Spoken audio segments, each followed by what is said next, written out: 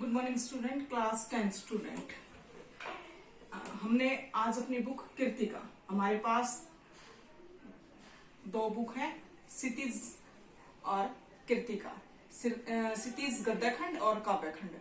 उसके साथ दूसरी बुक है अपनी बेटा कृतिका। कृतिका से हमने 3 चैप्टर करने हैं। कृतिका की बुक के अंदर से हमें 3 चैप्टर करने हैं।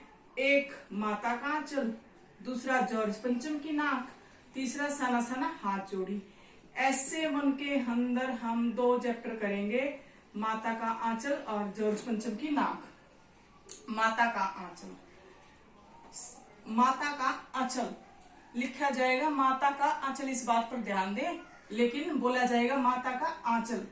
लेखक है हमारे शिव पूजन सहाय जी। आज हम माता के आंचल के बारे में बात करेंगे। माता का आंचल देहाती दुनिया,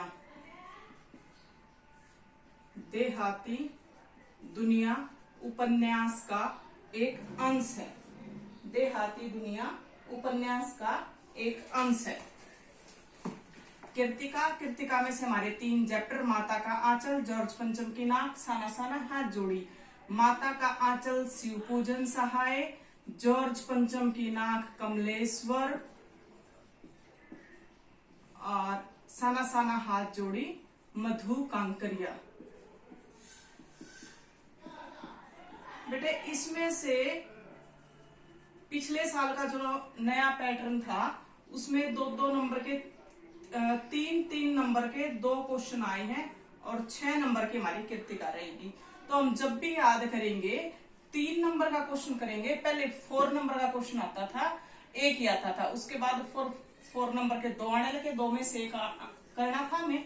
अब हमारे पास 3-3 नंबर के 2 क्वेश्चन आएंगे और 6 नंबर के, यानी कि इसके अंदर से, इन तीनों लेसन के अंदर से हमें जो भी काम करना होगा वो 3 नंबर का क्वेश्चन उठा के काम करना होगा। तो अब हम बात करते हैं माता का आंचल देहाती दुनिया उपन्यास का एक अंश। देहाती दुनिया उपन्यास का एक अंश है माता का आंचल। इसमें मुख्य किरदार हैं भोलानाथ,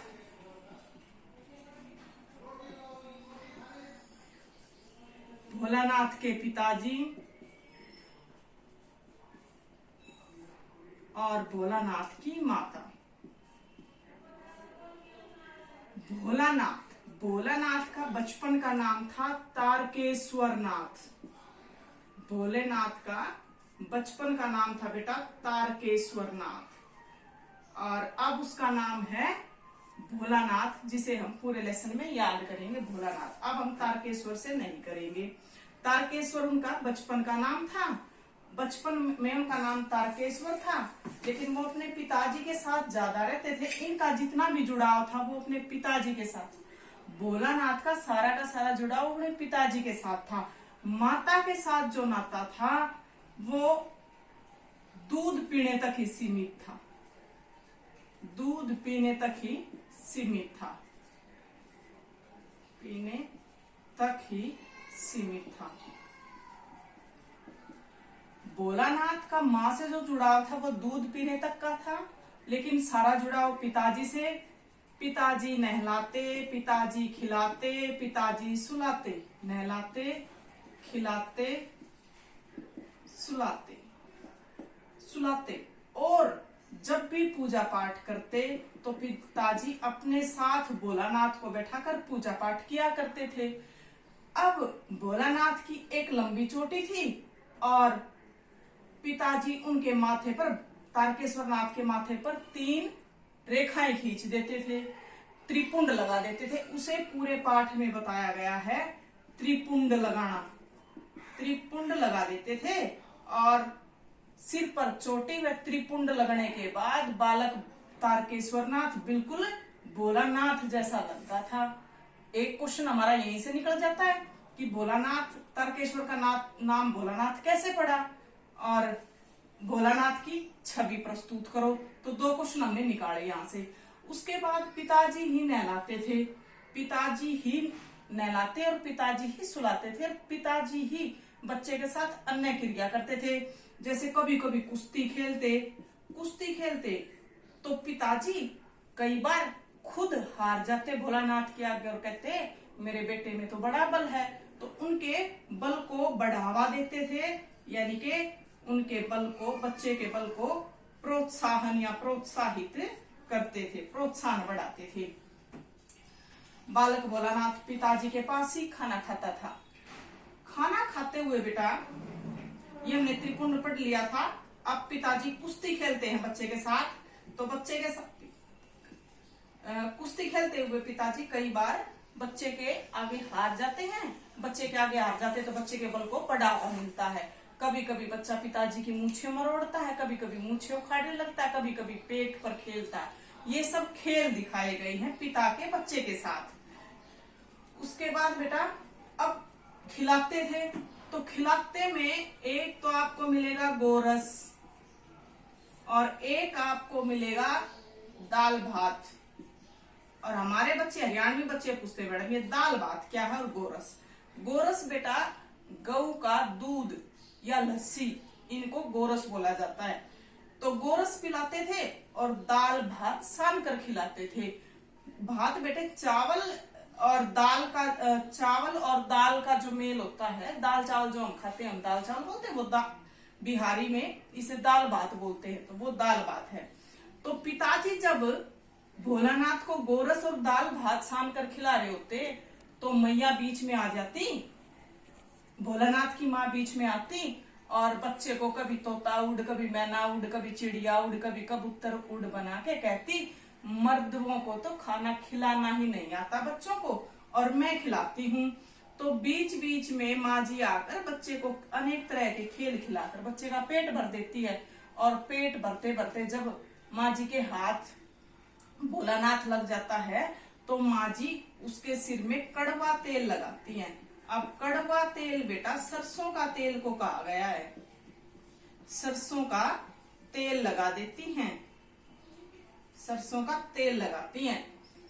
अब माँ जी सिर्फ इतना ही कार्य माँ जी का दर्शाया गया है कि माँ जी, और माँ जी का एक कथन कहा गया है बेटे, माँ जी का कथन कहा गया है, माँ जी का कथन कहा गया है, जो खाएगा बड़े बड़े कोर वही पाएगा दुनिया में ठोर।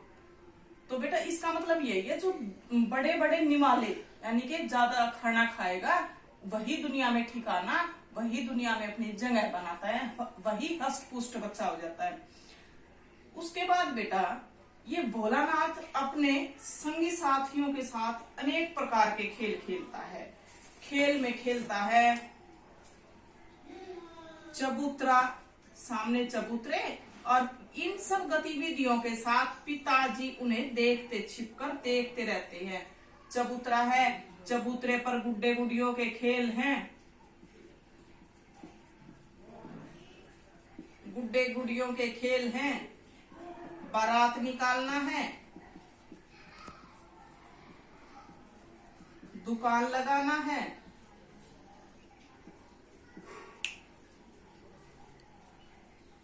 गुड्डे गुडियों के खेल, गुड्डे गुडियों के खेल, गुड्डे गुडियों के खेल में उसके बाद बारात निकालना। बारात में वो गधे को दूल्हा बनाते हैं और बकरी को, गधे को दूल्हा बना लेते हैं या बकरी मिलती है तो उसे दूल्हा बना देते, उस पर बैठ जाते हैं। एक गली के एक कोने से दूसरे कोने तक इनकी बारात जाती है। उसके बाद दुकान लगाते हैं, दुकान में दिए के तराजू बनाते हैं, दिए के तराजू बना लेते हैं, बालू मिट्टी की जलेबियां बना लेते हैं। इस प्रकार से अनेकों खेल खेलते हैं। ये क्वेश्चन इंपॉर्टेंट है और हमें ये याद करना पड़ेगा, निकालना है, पूरा यूं का एनसीईआरटी से निकालना है। उसके बाद इसी क्वेश्चन में दूसरा क्वेश्चन बनता है ग्रामीण जीवन या ग्राम्य परिवेश। ग्राम्य परिवेश होता है बेटे ग्रामीण परिवेश। ये क्वेश्चन अब की बार आया हुआ था और बच्चे ये कह रहे थे मैडम ये ग्राम्य क्या था पता नहीं चला। ये ग्राम्य बेटे ग्रामीण है, जिसे हम गांव का परिवेश कहते हैं। ग्राम्य परिवेश और शहरी परिवेश या आधुनिक परिवेश में, और 1930 के आसपास के खेल, 1930 के दशक के खेलों में और आज के आधुनिक खेलों में क्या अंतर है। एक क्वेश्चन ये बनेगा, ग्रामीण परिवेश और शहरी परिवेश के खेलों में क्या अंतर है, दूसरा क्वेश्चन बनेगा। तीसरा क्वेश्चन बनेगा, आउटडोर बाहर के खेल और आंतरिक खेल, इन दोनों के बीच क्या अंतर है। आज के बच्चे कौन सा खेल ज्यादा खेलते हैं और पहले के बच्चे कौन सा ज्यादा खेल खेलते थे। उसके बाद बेटा ये सब करते करते भोलानाथ अपनी गतिविधियां क्रियाकलाप करता रहता है और मनोरंजन करता रहता है। अब चैप्टर में एक आएगा मूसम तिवारी।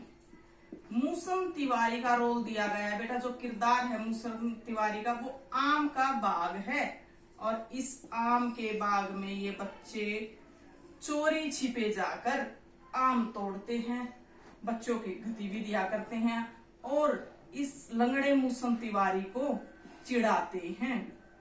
अब एक बार आंधी तूफान आया हुआ था, बच्चे आम के बाग में गए हुए थे और आम के बाग में एक बिल दिख गया।